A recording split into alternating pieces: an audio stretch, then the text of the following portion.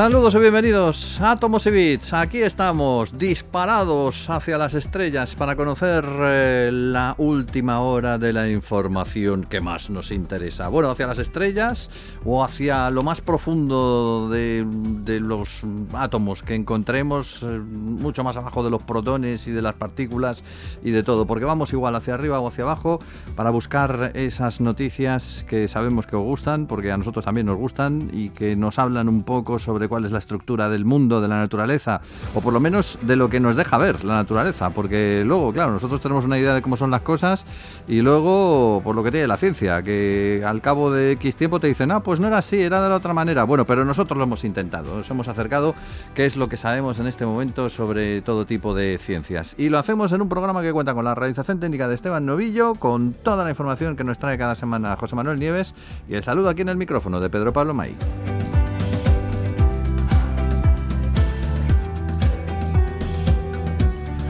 Don José Manuel, ¿cómo está usted, señor? Bienvenido a este que es su programa también.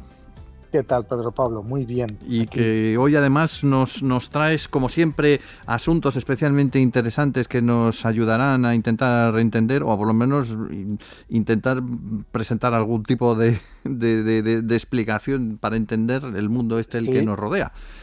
Sí. Por arriba, por abajo y por todos lados. Y en este caso por las estrellas, porque hoy vamos a comenzar por las estrellas. Como decía aquel de la película, oh my God, it's full of stars. Está todo lleno de estrellas. Y hemos descubierto ahora 2 de los filamentos originales de las estrellas de nuestra propia galaxia. Nada más y nada menos. Sí.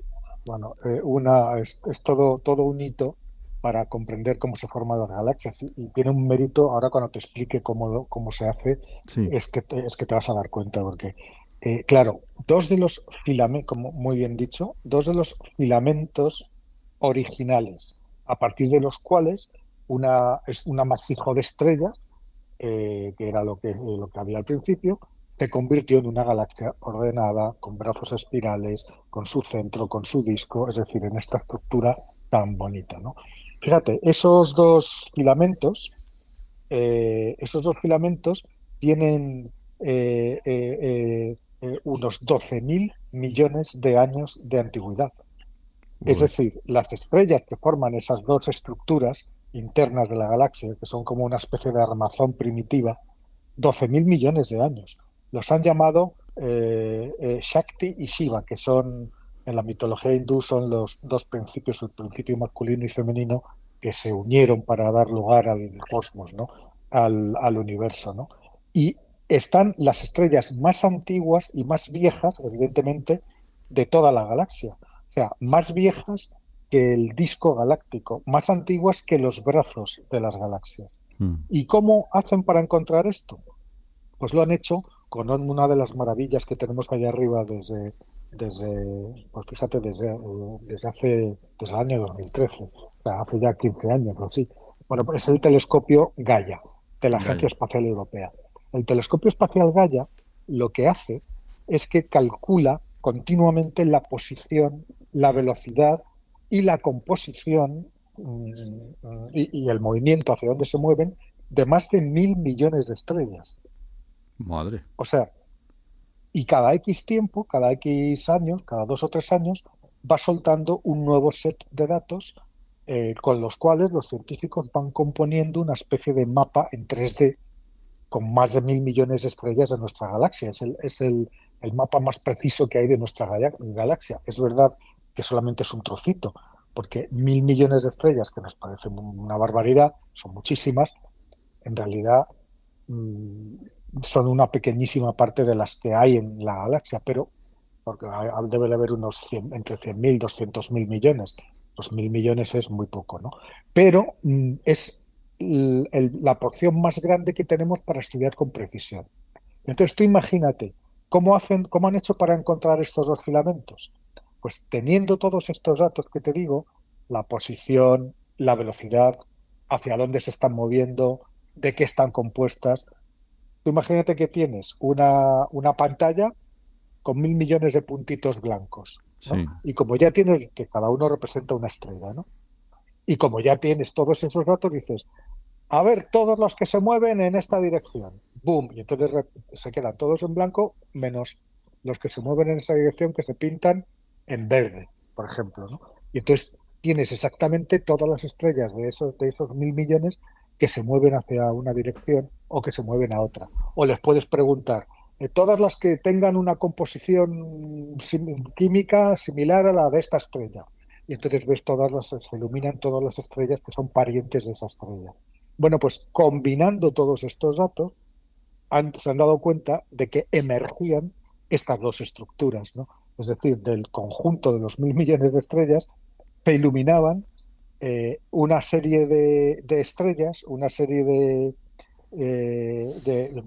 las dos tienen como unos 10 millones de estrellas cada una, cada una de estas estructuras, y tenían todas las mismas características. Eran más o menos la misma composición, más o menos la misma dirección de movimiento y más o menos la misma antigüedad, ¿no?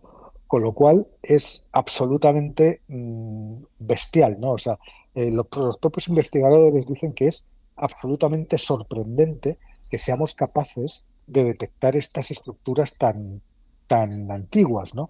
Fíjate que Sí. desde hace 12.000 millones de años, es decir, 2.000 años después del Big Bang, menos de 2.000 millones de años después del Big Bang, la Vía Láctea ha cambiado una barbaridad. O sea, desde que nacieron esas primeras estrellas mm, hasta ahora, pues, han pasado tantas cosas que los científicos pensaban que no era posible reconocer esa estructura primitiva. Bueno, pues gracias a los datos maravillosos de Gaia, pues ha sido posible, ¿no? ¿Esto quiere decir que hay más filamentos o que se pueden detectar más filamentos de... Claro, todo es posible, claro que sí. Entonces, Pero, lo que hicieron fue, con todos estos datos de Gaia, lo primero que hicieron fue determinar las órbitas de estrellas individuales, sí, junto con el contenido y la composición. Entonces, ¿qué es lo que hacen? Visualizar las órbitas de todas estas estrellas, entre las que tenían una determinada composición química, y inmediatamente destacaron estas dos nuevas estructuras, ¿no? ya. A las que han llamado Shakti y Shiva. Ya te digo que cada una de estas dos corrientes originales tiene una masa de unos 10 millones de soles, ¿no? Mm. Y estrellas realmente antiguas, antiquísimas, y ambos filamentos apuntan al centro de la Vía Láctea, ¿no? Eso te iba a preguntar, ¿tienen alguna figura reconocible o están los filamentos cada uno por su lado o hacen una X o No, hacen están juntos, son como dos fragmentos. Esos como dos se fideos? supone, claro, se supone que estos son los primeros, imagínate, cuando no existía nada más, estas estructuras son las que empezaron a enrollarse una con otra para ir formando los brazos espirales alrededor de un núcleo más denso que debía de haber en aquel momento de estrellas, que se convirtió en el disco galáctico y en el gran agujero negro central de nuestra galaxia, ¿no? Es decir, mm, este sería como el corazón, ¿no? O sea, esto es la, la- el esqueleto primitivo, Mm. uno de los primeros elementos del esqueleto primitivo a partir de los cuales se formó nuestra Vía Láctea, ¿no? ¿Son más antiguas que el agujero negro? Eso es imposible de saber. El No, no, central de no lo nuestra galaxia. sabemos. Sabemos que nuestra Vía Láctea ya estaba formada tal cual, pues eso, hace unos 11.000 millones de años, ¿no? Estas estrellas, estos filamentos, son más de 1.000 millones de años más antiguas. Mm. Esto quiere decir que probablemente en el momento en que se formaron estas estrellas, el agujero negro o no estaba todavía o estaba creciendo, estaba formándose. Una vez formado el agujero negro, una vez entradas en acción estos primeros rasgos de nuestra galaxia primitiva, y el agujero negro haciendo su trabajo de ir atrayendo todo lo que podía hacia el centro, pues acabó formándose nuestra Vía Láctea, ¿no? Cada vez entendemos un poquito mejor cómo se, cómo se forman, cómo se forman estos, ¿no? Pero evidentemente que van a buscar más filamentos como estos dos, ¿no? Y seguramente en las próximas publicaciones de datos de Gaia, que va por no sé qué entrega, me parece por la cuarta o por la quinta entrega de datos desde que existe, pues cada vez que aporta un nuevo set de datos, pues se sucede una cascada de conocimientos nuevos, ¿no? Porque todos los astrónomos lo que hacen es que cogen esos datos, cada uno lo que le interesa, ¿no? Y se los reparten para cada uno intentar solucionar la cuestión que tiene pendiente, ¿no? Claro.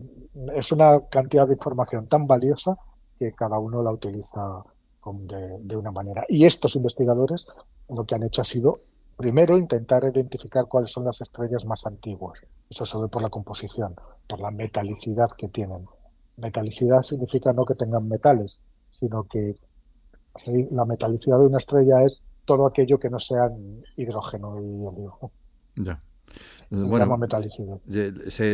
imagino que es una tarea que lleva bastante tiempo, Sí, claro, claro. o han conseguido identificar ya cuáles son las estrellas más antiguas de la galaxia.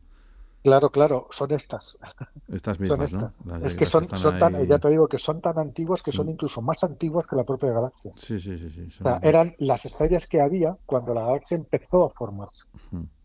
Y estas estrellas formaban estos dos filamentos que eran el embrión de la estructura de nuestra galaxia.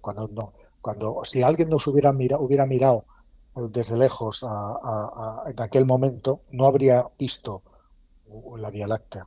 Habría visto dos corrientes de estrellas que empezaban a entrelazarse, probablemente un agujero negro recién formado que empezaba a acumular materia y habría visto en total un conjunto muy desordenado de estrellas eh, eh, en una región próxima unas a otras, ¿no? Pero sin formar esta estructura tan bonita que es y tan compleja que es la galaxia en la que vivimos, ¿no? Y que es una estructura además que es exportable. O sea, quiero decirte que estos filamentos que hemos encontrado ahora, pues lógicamente en otro tipo de galaxias los habrá también. Otra cosa es Claro que que sí, seamos lo que pasa es capaces que de será verlos. más difícil porque date cuenta que la labor que hace Gaia está recopilando los datos más precisos que existen de 1.000 millones de estrellas. Mm. Ya te digo, de hacia dónde se mueven, de qué están hechas, cuál es su velocidad, eh, todos la posición exacta que tienen. Es decir, una vez que tienes esos datos, puedes empezar a hacer simulaciones para ver qué es lo que pasa. Mm. Claro, si ya tienes la dirección de movimiento de todas ellas, puedes meterlo todo en un ordenador y empezar a hacer preguntas. A ver, todas las estrellas que se muevan en círculos de no sé qué y que tengan una composición que delate más de 10.000 millones de años. Sí, Boom, sí. y entonces vas creando subconjuntos que hacen cosas. Mm. Y entonces así es como encuentras estas cosas, ¿no? Es curioso, ¿no? Porque muchas veces hemos hablado de los aportes del James Webb o del Hubble y tal, pero es que hay un montón Hay muchos, de claro, telescopios claro, por ahí, tanto arriba como abajo, o sea, tanto en la superficie de la Tierra como en el cielo, y claro. su labor muchas veces pasa inadvertida, ¿no? Hasta que se Claro, bueno, encuentran cosas como estas. Gaia no es de los que pasan inadvertidos, es de Mm. los grandes. Lo que pasa Sí, es que a lo mejor para el gran público pues pasa a efectivamente eso me refiero, sí. más tal. Pero vamos, es que hay una serie de grandísimos instrumentos astronómicos, el James Webb es uno de ellos, lo Mm. que es uno de ellos, lo que pasa es que es tan versátil y ha demostrado que tal, que está todos los días descubriendo cosas, ¿no? O los Sí. científicos están todos los días. Pero con Gaia, sobre todo, Gaia estudia Mm. nuestra galaxia. Entonces, casi todo lo que vamos sabiendo sobre la forma que tiene nuestra galaxia, la historia que tiene, con los datos de Gaia se han encontrado los restos de otras galaxias canibalizadas por la nuestra, Mm. simplemente porque eran conjuntos de estrellas que no encajaban con el resto Ya. y que o sea, se veía claramente que venían como de un sitio externo y eran el remanente de una antigua merienda de nuestra galaxia cuando se comió a otra más pequeña, cosa que ha sucedido por lo menos que se haya descubierto unas 8 o 9 veces. Es decir, la nuestra es una auténtica galaxia caníbal, se traga todo lo que se encuentra. Fíjate, tan Lo va, chiquitita que parecía y lo bien que nos come. lo va incorporando, ¿no? Entonces, claro, pues ya te digo que no son muchas para todas las estrellas que tiene la galaxia, pero tener un conjunto de 1.000 millones de estrellas con tantos datos de cada una de ellas, Mm. te permite cruzar esos datos de las maneras que tú quieras, ¿no? Estupendo. Es Bueno, espectacular. Este es uno de los asuntos de hoy que nos lleva así a lo más lejos y ahora nos vamos a acercar a lo más cerca, valga la redundancia, porque tenemos que hablar de ese lugar en el que vivió en un momento dado toda la humanidad y que no estamos hablando del barrio de Carabanchel, sino de otro sitio que estaba en Oriente Medio, según parece, según nos cuentan. Sí, bueno, es apasionante. O sea, de verdad, si me apasionan los temas de las galaxias y de nuestra galaxia, esto del origen de nuestra especie, de cómo poblamos el mundo y cómo esto es absolutamente apasionante. Fíjate, hubo un momento en que toda la humanidad estaba en África. Surgió en África y estaba en África. Bueno, los La homínidos, humanidad ¿no? Los cuando, homínidos. claro, no, a ver, no, voy a especificar. Hablo de humanidad como nuestra especie. Sí. ¿Vale? La especie Homo sapiens. Es decir, homínidos hay desde hace varios millones de años, ¿vale? Ujú. Homínidos hay, pues Lucy era un homínido y tiene 2 millones y pico de años, ¿no? Hubo varias distintas migraciones desde África, que es donde se originaron también los primeros homínidos, varias migraciones a otras partes del planeta, ¿no? Ujú. Pero no era nuestra especie, eran otra cosa, eran muy anteriores. Hace 1 millón de años, casi 1 millón de años, se ha documentado que hubo una. Hubo otra probablemente hace medio millón de años que llegó hasta Europa y fue la que dio origen a los hombres de Neandertal, ¿vale? Pero nuestra especie, Homo sapiens, o sea, los que si los cogieras son indistinguibles de nosotros, tienen la misma estructura ósea, es nuestra especie, no otra especie de Sí. Homo, sino la nuestra. Surgió también, como las demás especies de homínidos, en África. Surgió hace unos 100, 150 mil años en África y ahí se quedó hasta que salió de África y terminó poblando todo el mundo, ¿no? Pues hasta hace unos 60, 70 mil años, todos los Homo sapiens que había estaban en África. Pero hace eso, pues alrededor de 60.000 o más o menos por ahí, 60, 65 mil, nuestra especie salió de África y acabó esparciéndose por el resto del mundo. Claro, esta marcha, esta población del resto del mundo, no hay que interpretarla como salgo, hago un viaje y llego, sino que fue una marcha muy larga que duró decenas de miles de años, ¿no? Y durante todo ese tiempo, los nuestros, los que son como nosotros, ya pudieron ir llegando hasta el último rincón del planeta, ¿no? Y de paso, eliminando o desplazando al resto de las especies humanas que se iban encontrando en el camino, ¿no? Pero claro, este proceso no sucedió de golpe, o sea, no tuvo lugar de repente, ¿no?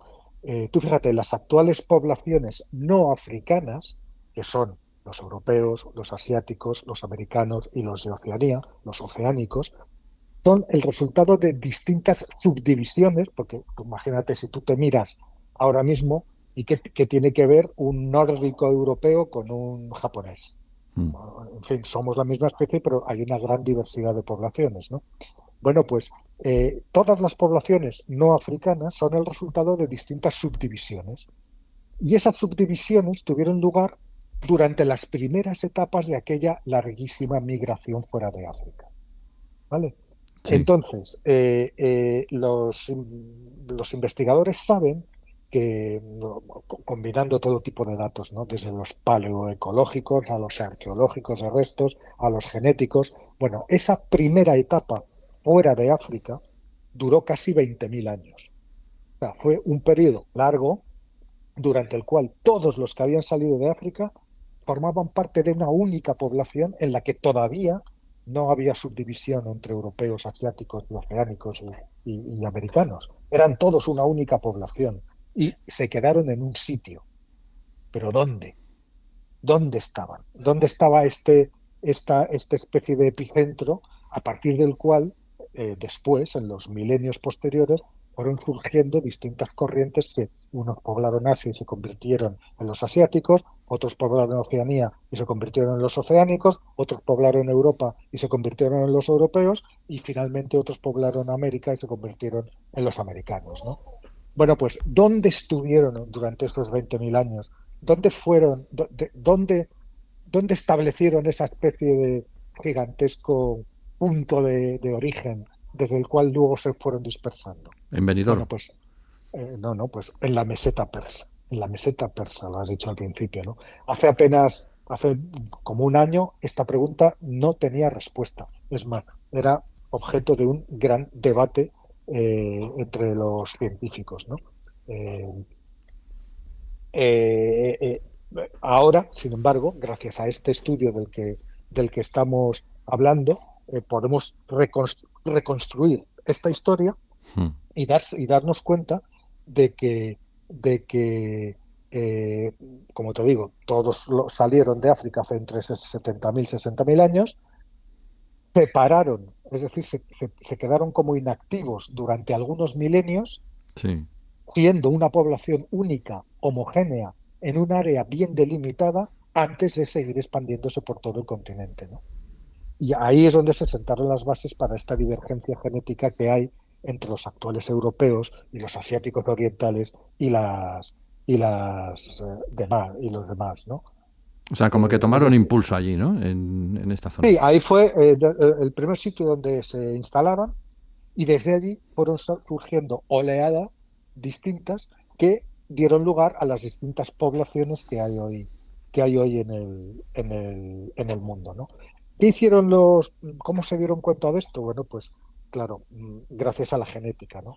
Claro, la genética con un enfoque absolutamente nuevo, ¿no? Lo que hicieron fue identificar a las poblaciones, tanto las antiguas como las actuales que hay ahora mismo de la meseta persa, hicieron un análisis genético de muchas poblaciones y se dieron cuenta de que las poblaciones de la meseta persa, tanto las antiguas como las modernas, son las que llevan, las que portan los rasgos genéticos que más se parecen a las características de esa población original que estaba en el epicentro, que hasta ahora no se sabía dónde estaba. Lo Ujú. cual convierte a esa meseta, a la meseta persa, en la patria más probable para todos los primeros humanos fuera de África, ¿no?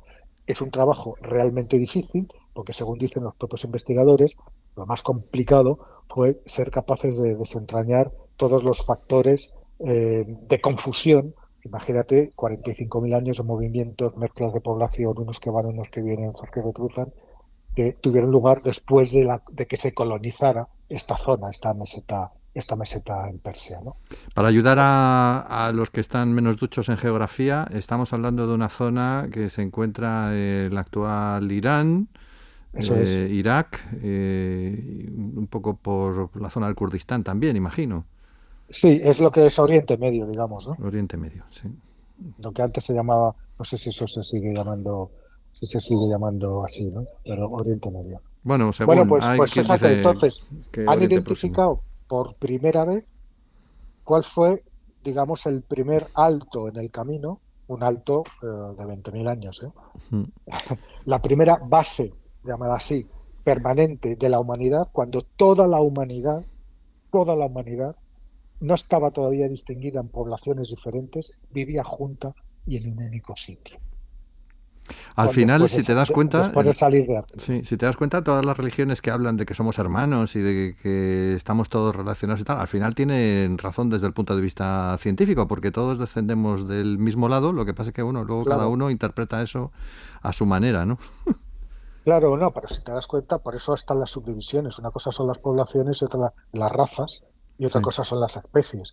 Es decir, si tú coges el esqueleto de un esquimal Mm.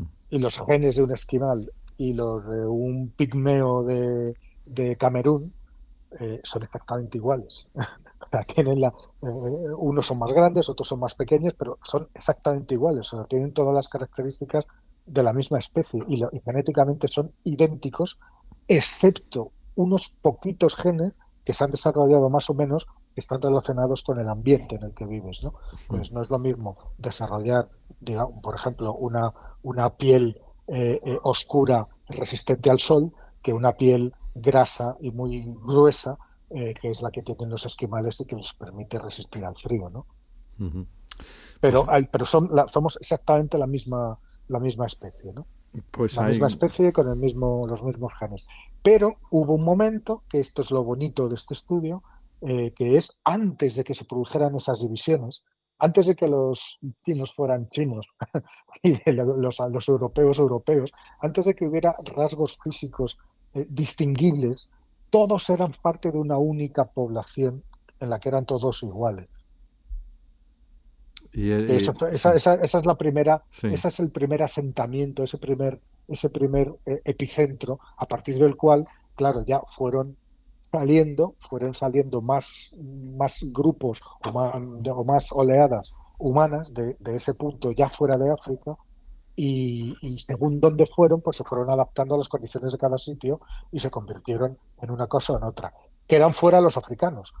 Estamos hablando de poblaciones no africanas, porque los que no salieron de África, evidentemente se quedaron en África y allí ya eran la población africana. Estamos hablando de todas las poblaciones no africanas, es decir, las que salieron del África original, ¿no? Ya. Bueno, pues, o sea, de nosotros, porque nosotros no salimos de África original, ¿no? Yo, o sea, me vieron muy blanquito. Y sí, nosotros también salimos del África original. Pues hemos perdido el moreno, macho. Es que nos hicimos blancos por el camino. Bueno. O amarillos. Nos hicimos blancos por el camino, porque en Europa, por ejemplo, el sol no incide como en África. O sea, tú no necesitas una cantidad de melatonina en la piel tan grande como para que esté teñida de oscuro toda la piel en todo el tiempo. Al revés, pasas una gran parte de tu tiempo con la piel ni siquiera expuesta al aire, porque la tienes cubierta por ropa porque hace frío. Tienes que inventarte, cubrirte de pieles, vestirte. Las tribus africanas pueden vivir prácticamente desnudos, con un taparrabos, pero vete a hacer eso en el norte de Europa. Bueno, o aquí, por estas fechas, que se supone que estamos ya en primavera. ¿Eso qué quiere decir? Pues que como rasgo evolutivo secundario, el tono de piel, cuando salimos de allí, probablemente éramos todos negros. Con casi total probabilidad éramos todos oscuros. Y según fuimos desplazándonos hacia el norte, y esa característica de piel oscura resistente al sol, porque eso es melatonina, ¿no? Es lo que nos pasa, todavía nos pasa en verano cuando nos ponemos morenos. ¿Qué nos pasa? Pues que nos ponemos oscuros, ¿no? Uh-huh. Pues imagínate si estamos permanentemente a ese sol del verano, y no solamente nosotros a lo largo de toda nuestra vida y todos nuestros descendientes, pues acaba siendo negro. Claro.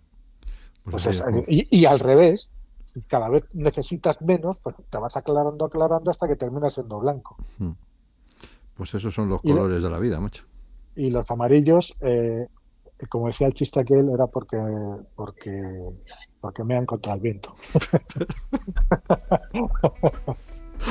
Bien, eso es un gen especial, ¿no? Que tienen en Asia. Pero no me digas que no es una historia maravillosa. Sí. No, todo lo que sea intentar desentrañar el mundo, y no solamente el mundo físico, sino todo lo que es el mundo humano, pues es así. Yo te podría contar más cosas porque desde Aldebarán sabemos bastante más de esto, pero no te lo quiero contar porque ya sabes que tenéis que descubrirlo por vuestra cuenta. No, y es una gran lección también para los que se empeñan en subrayar las pequeñas diferencias, sí, en lugar de ver las enormes similitudes, ¿no? Esa es la frase, las enormes similitudes en lugar de las pequeñas diferencias. Muy bien. Claro. Pues aquí lo vamos a dejar de momento porque se nos ha acabado el tiempo, pero con la promesa de volver la semana que viene. Hombre, eso sin duda. Pues aquí estaremos valga la redundancia. Por supuesto que sí, aquí estaremos. En Átomos y Bits, un programa que cada semana nos acerca a las novedades de la ciencia y de la tecnología, con José Manuel Nieves, con Esteban Novillo en la realización técnica y con Pedro Pablo May saludándoos desde aquí, desde el micrófono. Volvemos en 7 días más. A pasarlo bien.